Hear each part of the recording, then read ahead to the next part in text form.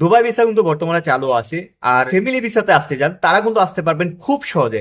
তবে তিনটা দেশ কিন্তু ভিসা টোটালি বন্ধ করে দিয়ে কি ঘোষণা দিয়েছে ইউনাইটেড আরব আমিরাত। আর তার ভিতরে কি বাংলাদেশ আছে কিনা এটাই কিন্তু আমি আজকে আপনাদেরকে ক্লিয়ার করে জানাবো।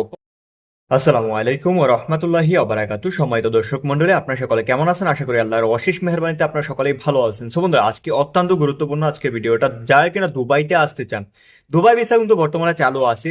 আর শুধুমাত্র ফ্রি জোন ক্যাটাগরি ছাড়াও কিন্তু চালু আছে। আজকে আমি আপনাদেরকে দুবাই ভিসা নতুন আপডেট এবং ফ্যামিলি ভিসা আপডেট এবং তিনটা দেশ কিন্তু ভিসা টোটালি বন্ধ করে দিয়েছে, আজ কালকেই ঘোষণা দিয়েছে ইউনাইটেড আরব আমিরাত। আর তার ভিতরে কি বাংলাদেশ আছে কিনা এটাই কিন্তু আমি আজকে আপনাদেরকে ক্লিয়ার করে জানাবো। প্রথমেই আমি বলি যে তিন দেশ সম্পর্কে ভিসা টোটালি বন্ধ করে দিয়েছে, আর এটা কি কারণে বন্ধ করে দিয়েছে এটাও কিন্তু একটা মূল বিষয়। তো চলুন আমরা কথা বলি।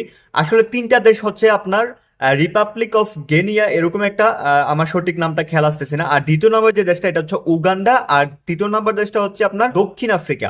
এই তিনটা দেশে কিন্তু আপনার ভিসা একদম টোটালি রিজেকশন করে দিয়েছে। যারা কিনা দুবাইতে আছে তারা কিন্তু যেতেও পারবে না, এবং যারা কিনা ওই দেশ থেকে আসতে যাচ্ছে তারাও কিন্তু আসতে পারবে না। এটা কি কারণে? এটা হচ্ছে আপনার ইবোলা ভাইরাস, একটা নতুন একটা ভাইরাস কিন্তু বর্তমানে আপনার কি একটা জাহাজ থেকে নাকি সৃষ্টি হয়েছে। তো ওই ইবোলা ভাইরাসের কারণেই কিন্তু এই তিন দেশ থেকে কিন্তু একদম সবকিছু বন্ধ করে দিয়েছে, যে কেউ আর আসতেও পারবে না, কেউ আর যাইতেও পারবে না এই তিনটা নির্দিষ্ট দেশের জন্য। এখন বর্তমানে যে ভিসা জটিলতা, বাংলাদেশের যে ভিসা জটিলতা বিষয় নিয়ে আলোচনা করবো। বাংলাদেশ থেকে বর্তমানে কারা আসতে পারবে? বন্ধুরা, বাংলাদেশ থেকে আপনারা যারা কিনা আসতে চান তারা একটা মাধ্যমে আসতে পারবেন, সেটা হচ্ছে আপনার দুবাই ট্যাক্সিতে কিন্তু বর্তমানে অনেক অনেক ভিসা হচ্ছে। আরেকটা হচ্ছে আপনার ইমদাদ কোম্পানি আর ট্রান্সগার্ড কোম্পানিতে, বিশেষ করে ট্রান্সগার্ড কোম্পানিতে অনেক অনেক বিষয় কিন্তু হচ্ছে ইন্টারভিউর মাধ্যমে, ডেলিগেট ইন্টারভিউর মাধ্যমে।